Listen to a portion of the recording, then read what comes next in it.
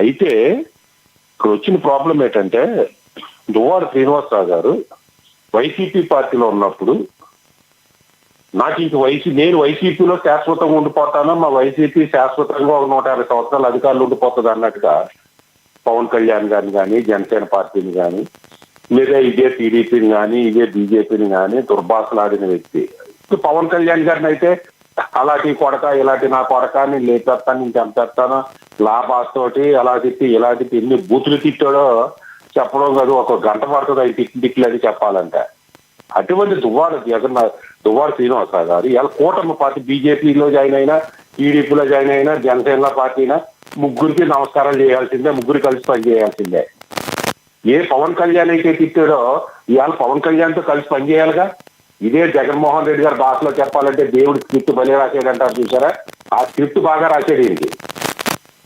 అయితే ఈ సందర్భంలో మన సోదరు లక్ష్మణ్ రావు గారు మాట్లాడుతూ చాలా మంచి మంచి మాటలు మాట్లాడారు. ఆయన బహుశా ఫస్ట్ టైం మాట్లాడారు అనుకుంటా, ఇంత కేకలు వేయకుండా ఆవేశపడిపోకుండా ఎవరిని బూతులు తిట్టకుండా మా శ్రీనివాసరావు గారు అంటూ మాట్లాడారు. అదే పవన్ కళ్యాణ్ అయితే అంటూ మాట్లాడే మా లక్ష్మణ్ రావు గారు మా శ్రీనివాసరావు గారు అని మాట్లాడారంటే చాలా నేను హర్షిస్తాను, ఎందుకంటే ప్రతి ఒక్కరికి రెస్పెక్ట్ ఇవ్వాలి. ఆయన అనేదేంటి, జగన్మోహన్ రెడ్డి గారు దువ్వాడ శ్రీనివాసరావు గారిని పిలిచి సరి చేసుకో, ఇలాంటివి ఉంటుంటే సహజం, తప్పులు ఎవరైనా చేస్తారో ఆయన అన్న మాట లక్ష్మణరావు గారు చెప్పి తప్పులు ఎవరైనా చేస్తారో కానీ సరి చేసుకో, బయటికి రాకుండా చూసుకో, ప్రజల్లోకి వస్తే మనకమ్మో పార్టీలో గొడవ జరుగుతుంది, మనకు బ్యాడ్ అవుతుంది అని చెప్పారట. ఇదే జగన్మోహన్ రెడ్డి గారు ఇదే దువ్వాడ శ్రీనివాసరావు గారు పవన్ కళ్యాణ్ గారు చట్టబద్ధంగా చేసిన పెళ్లిళ్ళు అయితే మా పెళ్లిళ్ళ మీద మాత్రం డయాసుల మీద పబ్లిక్ మీటింగుల్లోని నానా విమర్శ చేసేసే జగన్మోహన్ రెడ్డి గారు దువ్వాడ శ్రీనివాసరావు గారిని అయితే సరి చేసుకోన్నారట. అంటే తన పార్టీ వాళ్ళకి అయితే ఒక రూలు, పవన్ కళ్యాణ్ అయితే మరొక రూలు. ఇది జగన్మోహన్ రెడ్డి గారు వైసీపీ యొక్క ద్వంద్వ నీతి. ఇంకో మాట ఏమన్నారు, లక్ష్మణ్ రావు గారు ఏ డిబేట్ లోకి వచ్చినా పవన్ కళ్యాణ్ అలా చేయలేదు, పవన్ కళ్యాణ్ ఇలా చేయలేదు, పవన్ కళ్యాణ్ ఆడికి డస్ట్బిన్ చేసేసారు, పవన్ కళ్యాణ్ ఈయన తీసేది, పవన్ కళ్యాణ్ అలా చేయాలి ఇలా చేయాలని ఈయనే దిక్తే పెట్టి రూల్స్ చెప్పేస్తుంటారు, ఈయనే ఆర్డర్స్ ఇచ్చేస్తుంటారు. కానీ జగన్మోహన్ రెడ్డి గారు దువ్వాడ శ్రీనివాస్ గారి విషయంలో మా జగన్మోహన్ రెడ్డి గారు ఏ నిర్ణయం తీసుకుని అదే ఫైనల్ అంటున్నారు. ఇది తప్పు అని అంటలేదు, రైట్ అని అంటోలే. ఈ వాళ్ళ పార్టీ నిర్ణయాన్ని వ్యతిరేకించడం కానీ ఇతరు చెప్పినట్టు లక్ష్మణ్ రావు గారు చెప్పినట్టు పవన్ కళ్యాణ్ వినేయాలి, లక్ష్మణ్ రావు గారు చెప్పినట్టు పార్టీ నిర్ణయాలు తీసుకొని పవన్ కళ్యాణ్ పొత్తులో ఉండాలన్నా ఉండకపోవాలన్నా ఎవరైనా సస్పెండ్ చేయాలన్నా చేయకపోవాలన్నా లక్ష్మణ్ రావు గారు చెప్పినట్టు పవన్ కళ్యాణ్ వినేయాలి. ఇది వైసీపీ పార్టీ యొక్క ద్వంద్వ నీతి, ద్వంద్వ ప్రమాణాలు అన్నమాట. లక్ష్మణ్ రావు గారి మన నిర్ణయం కానీ జగన్మోహన్ రెడ్డి గారు కానీ వైసీపీ కానీ. మరో పాయింట్ ఏంటంటే ఇవాళ దువ్వాడ శ్రీనివాసరావు గారు కానీ అంబటి రాంబాబు గారు కానీ కొడాల నాని గారు కానీ వీళ్ళందరూ కూడా ఏ పార్టీలోకి వెళ్తాను దారి లేదు సార్, దారి క్లోజ్ చేసేసారు జగన్మోహన్ రెడ్డి గారు. ఇంకా బరి తెగించి నేను వెళ్తానంటే ఓకే, ఇప్పుడు దువ్వాడ శ్రీనివాస్ ఉందండి, ఏ పార్టీలో జాయిన్ అవుతుంది చెప్పండి, జనసేన పార్టీ జాయిన్ అవడానికి లేదు, ఎందుకంటే నాన్న బూతులు తిట్టాడు. బీజేపీలోకి వెళ్తే అవకాశం సుగమం చేసుకుంటున్నారని అక్షర్ సత్యం గారు బీజేపీ పార్టీలోకి వెళ్ళబోతున్నారని కొంత ఊహాగానాలు అయితే ఊపందుకున్నాయి. దాన్ని ఆయన ఖండించడం లేదు. అంటే ఖండించకపోవడానికి కూడా ఒక రాజకీయంగా చూడాలా, అంటే ఆయన మళ్ళీ వైసీపీలోకి వెళ్ళడానికి ఇవేమన్నా ఒక ఊపుల్లాగా అంటారు కదా, ఉడత ఊపుల్లాగా అలా ఏమైనా చేసే అవకాశం ఉందా? నిజంగానే బీజేపీలోకి వెళితే మన్నగలుగుతారా? మీరు ఒక జర్నలిస్ట్గా చెప్పాలి దీన్ని. ఇప్పుడు నేను అదే చెప్తున్నా, లక్ష్మణ్ రావు గారు కూడా మాకు అవసరం లేదు, ఆయన సహజీవనం చేస్తున్నాడో మా పార్టీ సిద్ధాంతాలకు వ్యతిరేకం అని అంటోలే. ఆయన ఉంటే మాకు మంచిదని చెప్తున్నాడు. ఆయన మా జగన్మోహన్ రెడ్డి గారు కూడా నువ్వు సరి చేసుకో, గొడవ లేకుండా చూసుకో, మా పార్టీలో ఉండేనే అని చెప్పారని చెప్తున్నాడు. ఆయనకు కూడా ఇందులో ఉండాలనే, ఏ గతి లేకపోతే వెళ్ళిపోతారంట. నేను అది జగన్గా ఒక పార్టీలో ఉంటూ అధికారం ఉంటుందని వేరే పార్టీల మీద గట్టిది నానా దుర్భాషలాగా రెచ్చిపోయే వాళ్ళ పరిస్థితి ఈ రోజు ఏంటంటున్నా. ఇంకో పార్టీలోకి వెళ్ళి చేరలేరు, చేరినా మీరు పని చేయలేరు. ఇప్పుడు బీజేపీలోకి వెళ్ళారు అనుకుంటాం సార్, బీజేపీ జాయిన్ చేసుకుంటారు. ఎందుకంటే వాళ్ళకి కక్షలో కార్పణ్యాలు సిద్ధాంతాలు ఏమి ఉండవు. బీజేపీ ఎదగాలి. ఢిల్లీలో ఉన్న వాళ్ళకి ఇక్కడ కింద పవన్ కళ్యాణ్ గారు, జోవాడ జగన్నాథం గారు అయితే శ్రీనివాస గారు తీసుకున్న వాళ్ళ సంబంధంలే. వాళ్ళకి పై లెవెల్లో చూసుకుంటారు. వాళ్ళకి సీట్ వస్తే నెగ్గడం కావాలి. కానీ ఇక్కడ దువ్వాడ శ్రీనివాస్ కానీ జనసేన పార్టీ కానీ తెలుగుదేశం కానీ పొత్తులో ఉన్న కలిసి పనిచేయాలి కదా. రేపు ఎలా కలిసి పనిచేస్తారంటున్నా. మరొకటి దువ్వాడ శ్రీనివాస్ గారు అయితే ఎక్కడ కన్ఫర్మ్ చేయలేదు అక్షర్ సత్యం గారు. కానీ దువ్వెల మాధురి గారు ఎవరైతే ఉన్నారో బీజేపీలోకి వెళ్ళే అవకాశాలు పుష్కలంగా ఉన్నట్టున్నాయని ఒక సామాజిక మాధ్యమంలో మాట్లాడుతూ ఉంటాం, అందరం కూడా చూసిన సంగతి తెలిసిందే.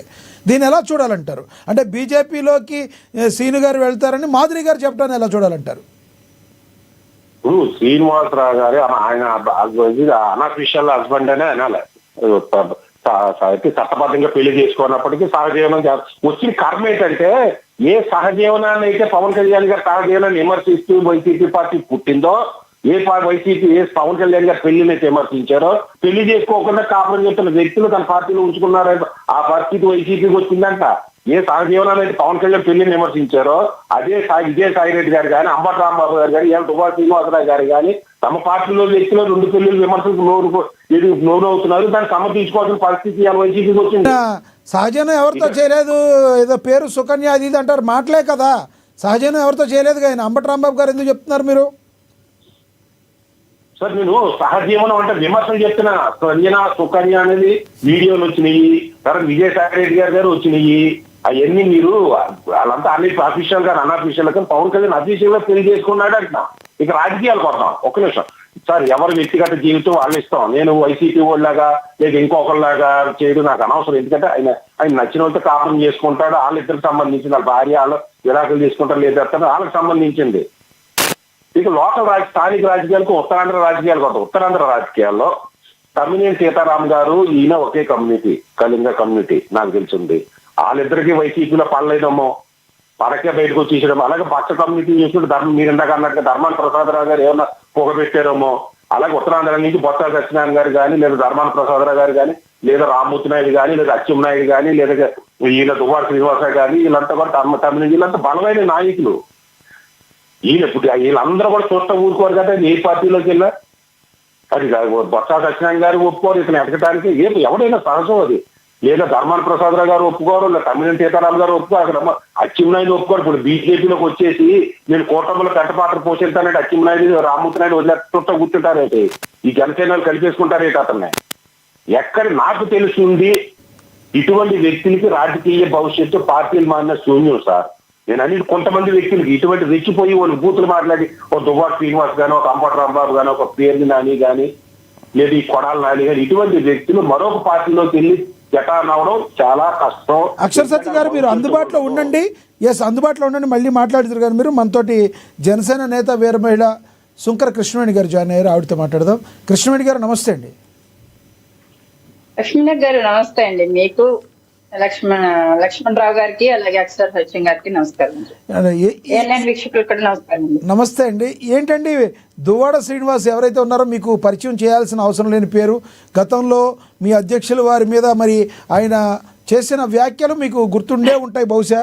కానీ ఆయన ఇప్పుడు బీజేపీలోకి జాయిన్ అవుతున్నారని ఒక నేత సపోర్ట్ ఉందని, మరి దానికి సంబంధించి ఇప్పుడు ఆయనతో పాటు తిరిగే ఓ మహిళామూర్తి ఉన్నారు కదా మాధురి గారు, మరి ఆవిడైతే కన్ఫర్మ్ చేసినట్టుగా కూడా కొన్ని సోషల్ మీడియాలో మనం చూసాం, మెయిన్ స్ట్రీమ్ మీడియాలో రాకపోయినప్పటికీ.